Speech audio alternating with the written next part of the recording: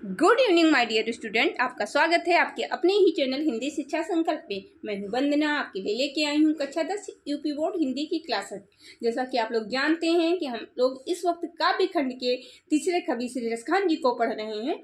तो हम लोगों ने इनकी दो पार्ट में 4 सवैयों को पढ़ा है। एक एक पार्ट में मैं दो सवैयों की व्याख्या दे रही हूँ, क्योंकि वीडियो ज़्यादा लंबा ना हो। आप लोगों को मैं जानती हूँ, आप लोग 60 के आदी हो चुके हैं, लंबे वीडियो देखने में आपको प्रॉब्लम होती है, इसलिए छोटे छोटे वीडियो बना रही हूँ। दो सवैयों का एक वीडियो दे रही हूँ। तो बच्चों चलो देखते हैं, आज ये 5वीं और 6ठी सवैया आज हम लोग पढ़ेंगे और देखते हैं कि रसखान जी ने इसमें क्या कहा है।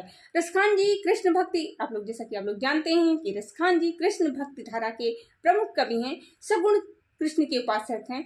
जैसा कि आप लोगों को पता है कि रसखान जी जन्म से मुस्लिम थे, लेकिन उन्होंने कृष्ण की उपासना की, उन्होंने ब्रज को गाया, उन्होंने कृष्ण को गाया। तो चलिए देखते हैं इस सवैयों में रसखान जी ने क्या कहा है। चलिए स्टार्ट करते हैं।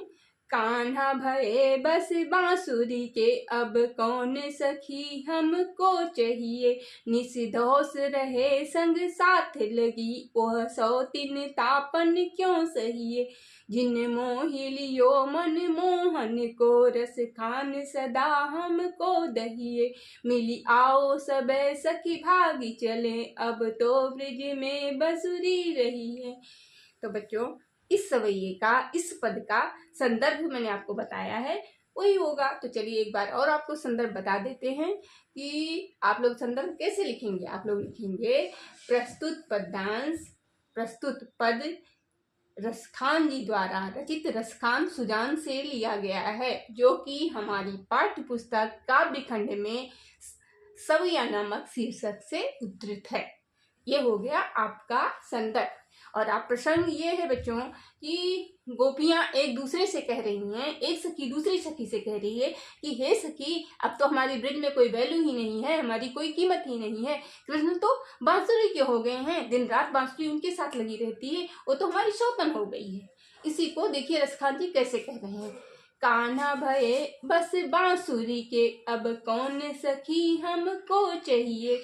गोपियां कह रही हैं, हे सखी, कान्हा तो उस बांसुरी के हो गए हैं, अब हमको कौन चाहेगा, हमको कौन पूछेगा। निस रहे संग साथ लगी।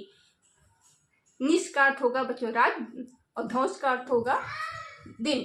तो कह रहे हैं निस रहे संग साथ लगी, दिन रात उनके साथ लगी रहती है। वो सौतीन तापन क्यों सहिए, हम लोग एक सौतन का ताप, सौतन का दुख क्यों सहें।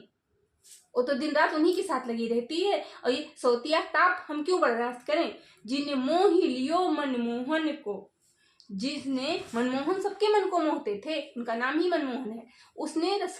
उसने जिन मोहि लियो मनमोहन को, रसखान सदा हमको दहिए। हे सखी, जिसने मनमोहन को मोह लिया वो हमको क्या छोड़ देगी। रसखान मतलब बच्चों यहाँ रसखान का दो अर्थ होगा, एक भगवान कृष्ण और एक रसखान। यहाँ पर भी श्लेष अलंकार रहेगा। रसखान सदा हमको दहिए, तो रसखान मतलब कृष्ण। हे सखी, जिसने मनमोहन को मोह लिया तो वो कृष्ण अब हमको सदा दहेंगे। दहना, दहन यहाँ भी बच्चों इसका भी दो अर्थ होता है। जैसे दहिए, दहन करना मतलब जलाना।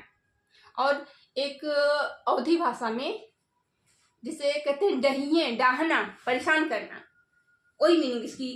दहिए एवरेज का शब्द है और दहिए वो अवधि का शब्द है। तो जिन मोहि लियो मनमोहन को, रसखान सदा हमको दहिए। तो हे सखी, जिसने मनमोहन को मोह लिया है वो क्या हमको छोड़ देगी। और रसखान और कृष्ण सदा हमको परेशान करेंगे, उसी को लेके घूमेंगे। मिली आओ सबे सभी सखी भागी चले। हे सखी, चलो अब हम लोग यहाँ से चलते हैं, क्योंकि यहाँ पर हमको पूछने वाला कोई नहीं है। ये कृष्ण जो है वो बांसुरी के हो गए हैं, अब उन्हीं के साथ रहें। अब तो ब्रिज में बांसुरी रही है। हे सखी, चलो हम लोग यहाँ से चलते हैं, अब ब्रिज में बांसुरी को ही रहने दो, कृष्ण बांसुरी के साथ ही रहें, हम लोग यहाँ से चलते हैं। ये बच्चों रसखान जी ने नारी सुलभ मनोविज्ञान का बहुत ही अच्छा चित्रण किया है। देखने लायक है कि किस तरह जब कोई दूसरी स्त्री किसी के जीवन में आ जाती है तो कैसा महसूस होता है, उसी की व्याख्या रसखान जी ने यहाँ पर बांसुरी के माध्यम से की है। और एक चीज और है बच्चों, यहाँ संग साथ दोनों चीजों का अर्थ एक ही होता है, तो यहाँ पे आपका पुनरुक्त दोष हो जाएगा। जैसे पुनरुक्त प्रकाश अलंकार होता है, जब दोनों की मीनिंग सेम है तो यहाँ पे पुनरुक्त दोष हो जाएगा। अलंकार बच्चों यहाँ पे अनुप्रास ही है, रसखान मिश्लेष अलंकार आपका हो जाएगा, और बाकी भाषा आपकी ब्रज है, और छंद आपका सवैया है, और क्या कहते हैं, अलंकार अनुप्रास है, और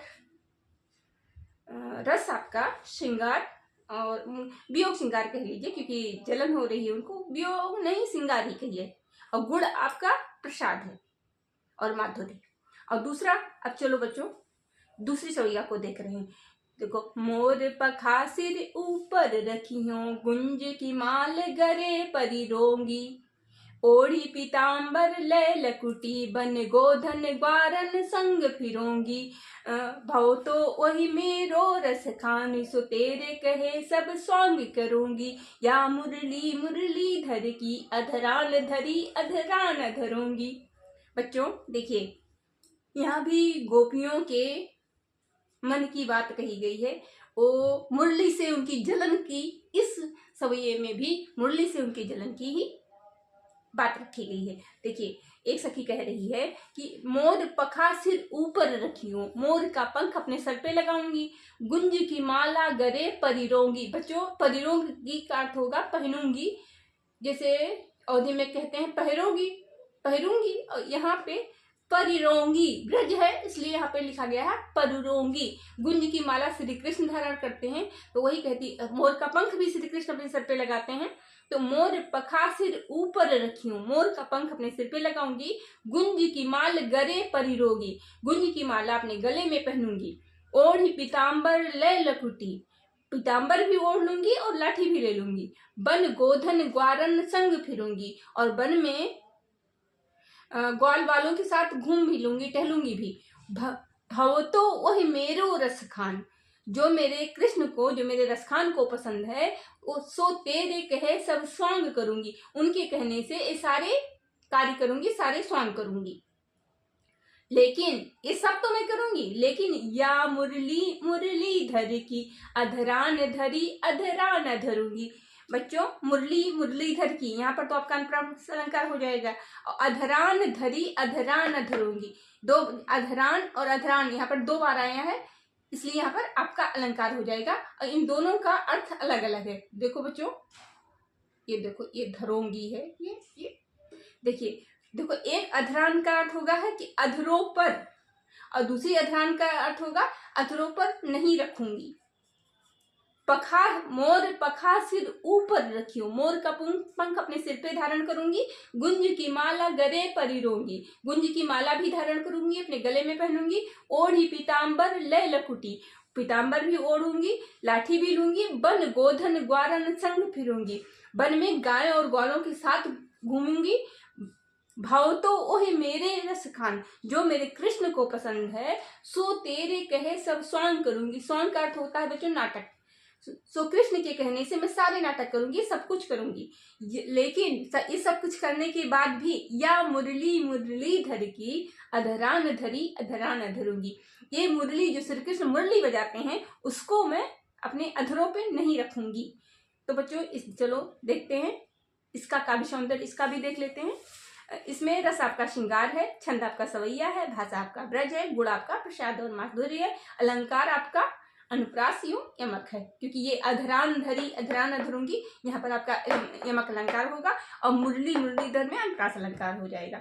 तो बच्चों, अगर आपको हमारा वीडियो पसंद आ रहा है तो लाइक कीजिए, कमेंट कीजिए, शेयर कीजिए, और फिर मिलेंगे नेक्स्ट वीडियो में। रसखान जी का कवित्व बच रहा है, उसमें आपके साथ फिर मिलेंगे।